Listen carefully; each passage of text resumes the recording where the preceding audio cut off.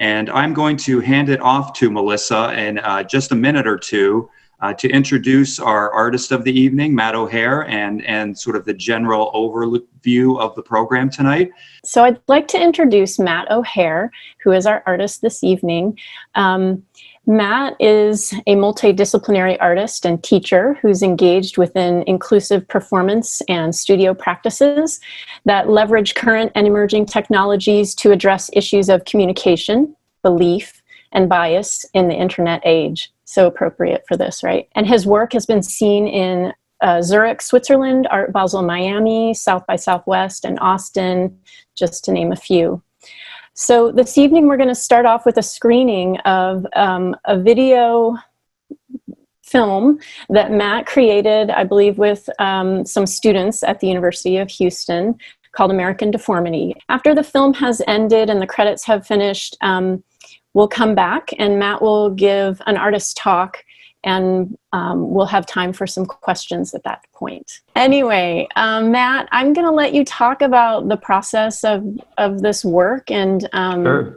It is, I think, so interesting and pertinent, of course, to what is going on right now, and so multi-layered. So I'd love to hear more about it. Absolutely.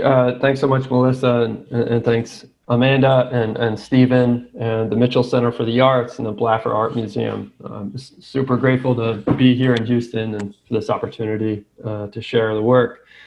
So as Melissa mentioned, my background is primarily in theater and digital art, but I also have a lot of experience as a sound and video designer for live performance.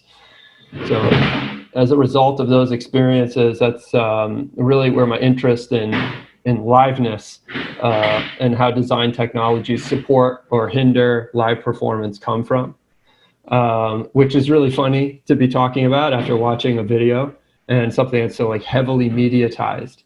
But I think the more I talk about where this came from and how we adapted for the pandemic, the clearer its relationship will be.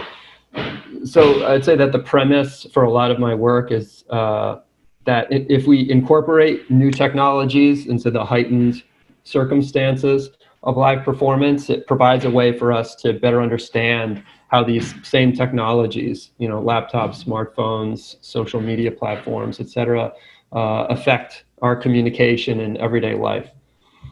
So that's very much was at the forefront of my mind when I was developing this course for University of Houston in their interdisciplinary practice and emerging forms department called Unmediated Performance Project, which is the course from where American Deformity was born. So the intention of UPP, Unmediated Performance Project, was to try to combine theater and performance art and new media art to explore contemporary issues. The process was to involve group improvisations and individual assignments and other forms of research. And the goal ultimately was to create a evening-length performance that was to take place in front of a live audience. But that didn't happen. But I think that this process of devised theater really helped us roll with the punches that were presented to us with this pandemic. So I want to talk a little bit about what devising is, or at least how we came to understand it in this class. I think it's something that is constantly being reinvented, and because of its kind of amorphous identity, it finds new utility in all sorts of different contexts. This one not excluded from that. So I would call it our tradition coming from devised theater, or the one that I was attempting to employ here. I think that devised theater stands apart from a lot of our traditional understandings of what theater it can be in the United States, especially in the United States. We tend to view theater as an extension of literature.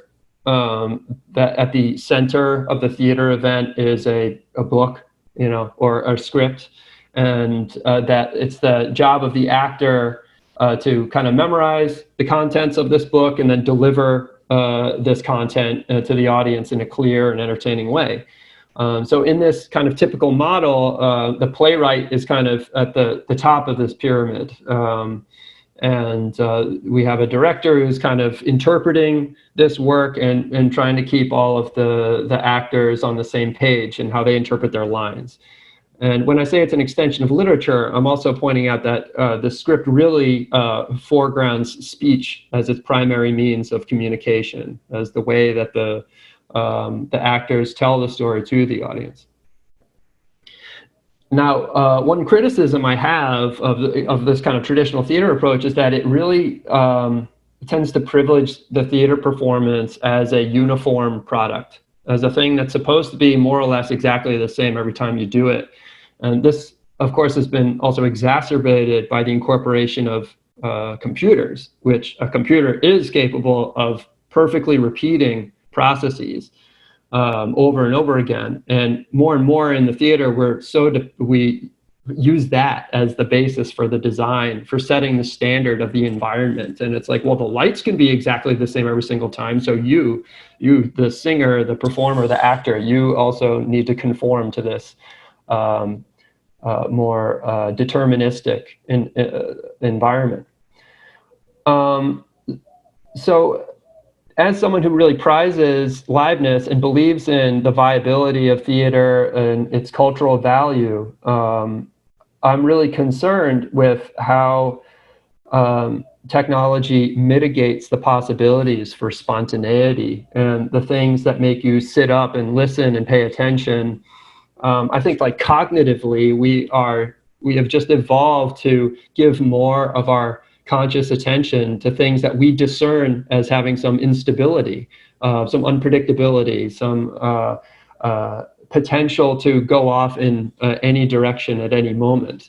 And that's what I crave from live performance, whether it's theater or dance or music, whatever it happens to be, that there's this sensation that this thing is being made right in front of me. And I think that when we make theater in this very kind of linear way, and we try to make it essentially this uniform product, that we sacrifice a lot of the potential for this sensation of presence, of nowness to arise. So devised theater in many ways opens up the door for spontaneity, and in some ways, there's all sorts of variations, but the script, as opposed to coming from one mind, I'd say that's one thing that tends to unite devised practices, is that the script is developed collaboratively amongst a company of actors, an ensemble. So I started to think of the class as a theater of actors, an ensemble, and that we would all be responsible for the performance. So I want to emphasize that, this American Deformity thing, it was a group effort. It was all of us involved, where all the ideas came from, for the most part. I say for the most part because it was based on Edward Albee's American Dream, which I'll talk about in a little bit. So the way that this sort of looser script gets developed typically in a devised process is through a series of improvisations and exercises and games that help everyone involved really articulate what this world is and what the story is that we're trying to tell. And then we start to discern what is successfully imparting the intentions that we want to get across and what isn't. So essentially we do these games and we cherry pick the moments that seem to work. And over time we start to organize them into some kind of order or coherence. And lo and behold, you end up with something that you feel willing to share in front of people. So these improvisations can be solo, they can be with a group, but what I think it's important to note is that the ideas that get generated are really intended to be shared. That these images and actions that one company member might come up with can be freely borrowed, shared, repurposed, and then developed by everybody else. So in this way, everybody ends up with ownership and creative agency. And I think at its best, you get to a point where it becomes really impossible to be like, oh, where did this image come from? I can't remember if it was you who thought of it or you. And you just get this sort of zeitgeisty sort of feeling of like the story is just emerging. And that feeling is also very satisfying as an artist who really thrives in a collaborative space. So one thing I really like about this approach too is that it creates a lower point of entry for performance, for theatrical performance. Like you don't have to be a trained actor. You don't have to have come through a conservatory program. So I find that this devised approach is really inclusive across all sorts of different artistic disciplines, but also cultural experiences and levels of ability. Because you are forging a common language together rather than trying to conform to a preconceived idea of what a performance is. So that's very exciting for me, and it also seems like there's a lot of potential for for the definition of performance to be challenged. So if you're interested in knowledge production, art making as a form of forging new ground, I think the devised theater is one way of achieving that. Another benefit is that the improvisational process creates room for current events to enter into the story. Like you can have this sort of thing happen in a traditional theater format, of course, but it tends to be more subtle. If you're doing Ibsen, you're probably going to stage it in the 19th century. You don't have to, but that's often how it's done. And the relevance to today's circumstances, may or may not shine through. And you really have to work at it. Whereas in a devised setting, an improvisational setting, you can really be obvious about it. You can be too obvious about it, but there's that space for you to really incorporate something like, say, a pandemic into it and still maintain the spirit of what you are attempting to communicate.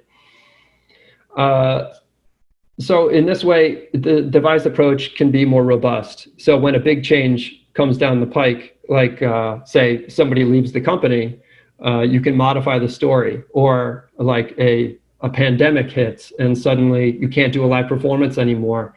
Well, that really kind of put it to the test of, could we adapt successfully to this big change? And I think we were able to. And I'd be curious to see what my other fellow artists feel about it, but I feel pretty good about where we landed. So I just want to talk quickly a little bit about where this devised process came from, at least for me. A lot of it comes from physical theater, which is this tradition that's often attributed to Jerzy Grotowski.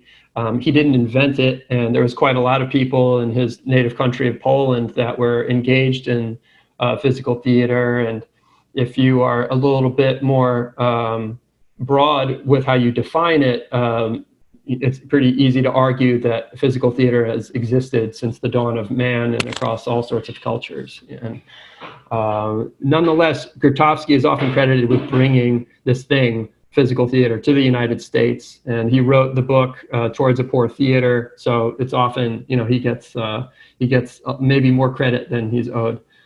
So I trained with a company called Double Edge in Western Massachusetts, and they borrow some of Grotowski's work, but they're much more community-centered in their practice. What I think makes physical theater interesting is that it really foregrounds physical action and interaction, above like verbal communication. So it tends to create a performance according to a score or a sequence of actions rather than the script, which really privileges speech, as I mentioned. But one thing that I really love about physical theater in particular, and I think how it identifies with some of the work we did here, is that a lot of its traditions value challenge and the deliberate incorporation of resistance, of deliberately making the performance more difficult as a strategy to encourage collaboration, to encourage interdependence, and to really keep your focus external so that your actions bear the resonance of the current moment and as somebody that also really values liveness and live performance, this is just, to me, a really effective way to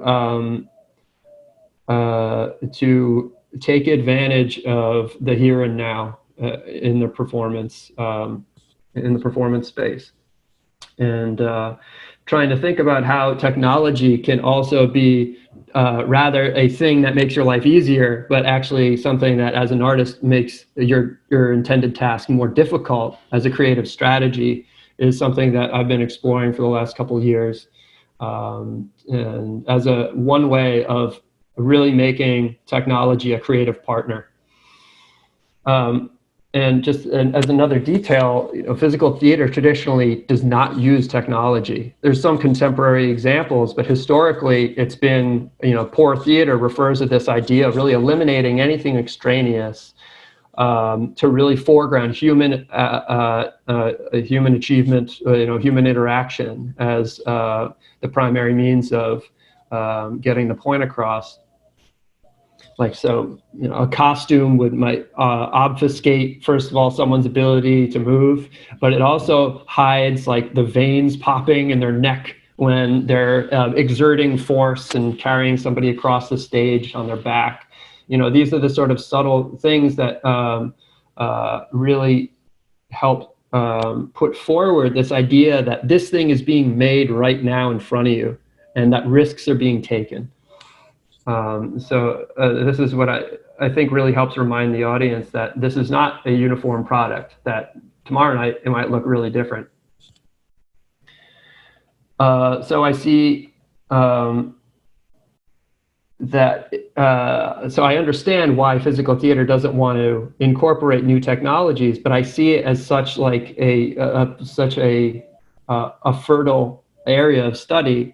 Because if we can find ways of successfully incorporating these new systems into something as heightened as physical theater, I think we can also come up with new ways of addressing some of the ways that these technologies are changing the way that we communicate in daily life. That it can be really an illuminating challenge. So with American Deformity, which did begin with a script, at least as a jumping off point, it began with Edward Albee's American Dream. We quickly, once we read through the script, we tried to get technology on board, like right from the get-go. And because I wanted to really, and it made sense more or less with the script, to really look at not technologies that are sort of inaccessible, but things that we really encounter in our daily lives, like smartphones and laptops and the different kind of software platforms we encounter every day, like social media. I wanted that to be part of the DNA. So one of the first means of research of character development that we undertook was to create sort of fake YouTube accounts for each character.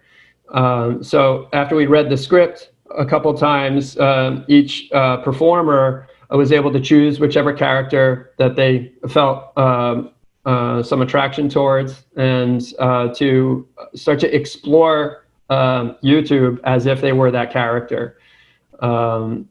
So if I have a homework example written out here. So you start a fresh YouTube account, you name the account something you think your chosen character might do, and then you like a bunch of videos, and you leave comments on videos and collect screen captures and this sort of thing. So you really start to interact with this ecology.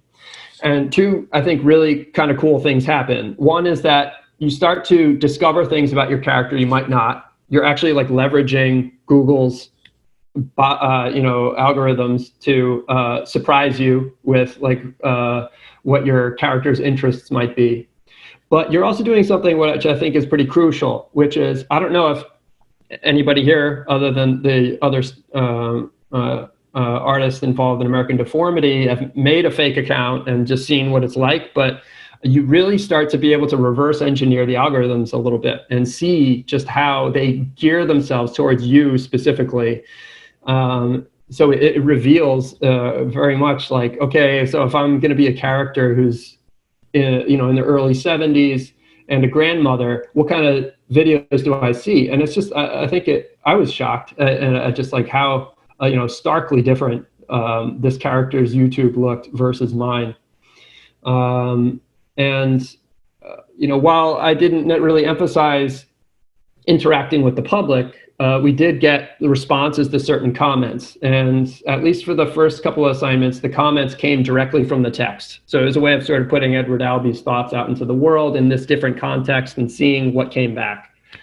And through different kinds of activities like this, we came up with images and ideas that we eventually brought into the performance space and became these little scenes or moments that we started to structure. And when the pandemic hit, we'd already built this language that was so intertwined with technology that migrating it all to an online format, speaking for myself, actually wasn't as daunting as you might have expected. And ultimately, these kinds of solo it really ended up becoming more solo exercises, although we did have some collaborations across phones and laptops. But this kind of approach seemed to work pretty well in terms of creating the videos that became the source material for the Instagram account page that we made, and then also ultimately the video that we streamed. So hopefully that gives you some idea of the ethos behind American Deformity and the process involved, and why I think that it has some viability, that devised theater has a lot of potential, not just in making performance with new technology, but also getting more voices into the theater that historically have been neglected. I would love to hear some questions if you have any, and I'll put my email address in the chat window if anybody wants to talk offline. Anyway, thank you so much. It's a total privilege to be here. I really appreciate it.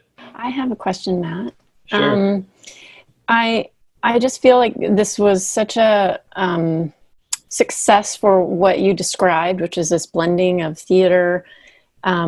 I really saw that because I'm used to watching a lot of theater. I was really pleasantly surprised by the performances of, I know, some of these students, and I was like, wow, they seemed kind of trained. Like somehow this form that you created allows them to, explore something in a way that seems like a trained actor. And the performances were really good. I thought they were really well crafted. And so I'm curious, could you tell us what disciplines were represented by the students that were in the class? I'm curious to know after seeing them perform. Oh, sure. We had dancers and musicians and graphic designers, visual artists. It's hard to define, or ascribe one particular discipline to the students, especially after getting to know them. It'd be more likely to identify some of them as like, they're an actor, because that's just been my experience with them. But it takes some reminding to be like, some of them had never been in a play before, or weren't really sure what theater was. But they, I think what unites them all is that they were just fearlessly went into this. And I think that the quality just really, it speaks to their commitment to the project. So I feel super lucky to have gotten the group that I did. Does anyone else have we got a question from Brian in the chat window. Oh, yeah, let's see. Can you elaborate on how the video version differs from the original idea of it being a theatrical presentation happening live for nights? It's a great question. You know, thankfully, we didn't get to the point where we had already really clearly identified what the live performance was going to be. You know, this pandemic is terrible, but at least it happened in not an amazingly terrible place for where we were in the semester. We were able to bounce back from it and change the approach. But one thing that I will say that I know for sure, which is that like a lot of the group work we had to get rid of as a result of the stay-at-home order of social distancing. So I think that in the live version we would have seen a lot more collaboration and a lot more image making and probably more people like moving more fluidly between characters. So in some ways we kind of had to think of it as a film in order for it to make sense of it. So we did end up taking on some of the conventions of like, okay, if you're going to be this character the whole time and you're going to look this way. So we had to shy away from some of the abstraction of like, what does it mean to have 3 people perform as grandma simultaneously, and some of the other experimental ideas that I was interested in. But thankfully, it also meant that we could lean on some video effects to convey certain things. Like, I don't think I think that if we hadn't had to migrate to online, this idea of going to a computer world, probably wouldn't have happened. Like the computer imagery at the end is from Gary's Mod, which is like this sort of free-form video game that we used and Robert used to film the basis for what was the interaction between the young man character and the grandma character as these sort of avatars in this other world. So again, it's like the devising process really made it possible to take these wild flips, and to try these things out. But I look forward to doing something similar to this again in the real world and seeing what happens.